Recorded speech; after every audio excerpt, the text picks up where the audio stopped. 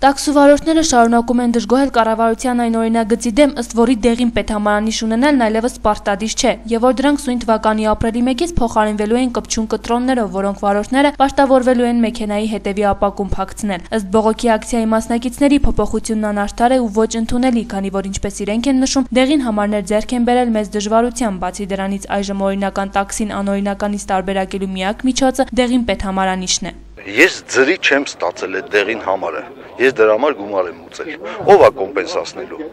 ես այդ շրջիկը առել եմ, հաշվիչն առել եմ, ռեկլամները խփել եմ, ով է այս բաները կոմպենսացնելու, վաղը մյուս օր անընդհատ կարող են նոր թազա հրամաններ հանեն, թող մի հատ լավը մտածեն ու բոլորի համար անեն, մենք չենք հրաժարվում, այդ թուղթն էլ կպցնենք, այդ թուղթը սուտ է։ Միշտ իրանք մտածում են ինչ անեն, որ ժողովրդի վիճակը բարդացնեն։ Սրանց 5 տարի առաջ որոշեցիք դեղին համարներ։ Չորոշեիք, հիմա 15,000 հոգի եկեն մտել հարկային դաշտ, հիմա այդ թղթի կտորը, որ կպցրեցին քեդևը, այդ թղթի կտորը սաղ կարան կեղծեն, են ձեր ասած բարերով սվերային դաշտը մեծացնում եք դուք։ 29,000 թոշակ է տալի պետությունը ինձ, ես դրանով ոնց ապրեմ, գոնեսենց, որվա հացի փողելը հայթայթում ենք, մեր ղեկավարությունը մեզ ուզում է ճնշածը լինի։ Տաքսին այն բիզնեսը չի, որ մենք միլիոններ ենք աշխատում, ընդհանրապես մենք հացի փող ենք անում, ազնվությամբ ասում հացի փող։ Եթե կառավարությունը չի ուզում, որ այս մասան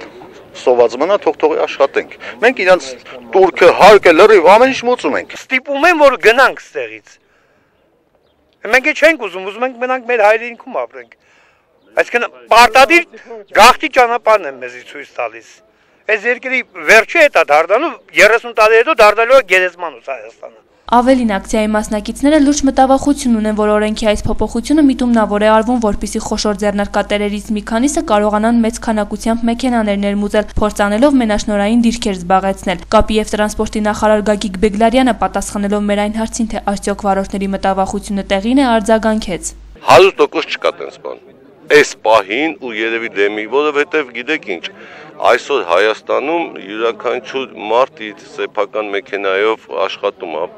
երևի պետությունն էլ դրան դեմ կլինի, որ մեկը դառնա մոնոպոլիստ։ Այդ դեպքում ինչով է պայմանավորված որոշումների այդպիսի կտրուկ փոփոխությունը, Գագիկ Բեգլարյանն ի պատասխան մեր հարցի նշեց, որ պարտադիր դեղին պետհամարանիշ ունենալու մասին օրենքն ուժի մեջ մտնելուց հետո է միայն նկատվել դրա թերությունները եւ որ այս փոփոխությունը միտված է հենց այդ թերությունները վերացնելուն։ Ավելին Կապի եւ տրանսպորտի նախարարը վարորդների դժգոհությունները պայմանավորում է օրենքի նախագծին մանրամասն ծանոթ չլինելու հանգամանքով միայն։ Իրենք մանրամասնությունը չգիտեն ինչ կարգի որոշումներ են ընդունվել ու իրենք ամսական մոտ 15,000 դրամ շահում են։ Մնացածը դա բոլորը դերակատարումներ են,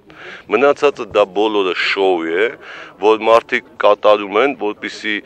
այն վարորդները, որոնք մանրամասը չեն տիրապետում, այդ մարդկանց հաշվին գումարներ աշխատեն։ Նշենք, որ բողոքի ակցիային ներկա էին նաև Բարգավաճ Հայաստան կուսակցության որոշ պատգամավորներ, ովքեր նշել են, որ հարկ եղած դեպքում տաքսուվարորդների խնդիրները կբարձրաձայնեն նաև ազգային ժողովում։ Մինչդեռ ակցիայի մասնակիցները մեծ զրույցում նշեցին, որ խոստումներն ու մեկնաբանությունները միայն վարորդներին լրացնելու համար են, իսկ խնդրի դրական լուծում չեն ակնկալում։ Էմապայլյան, Գոռ Հովհաննիսյան, Գալա Նյուս։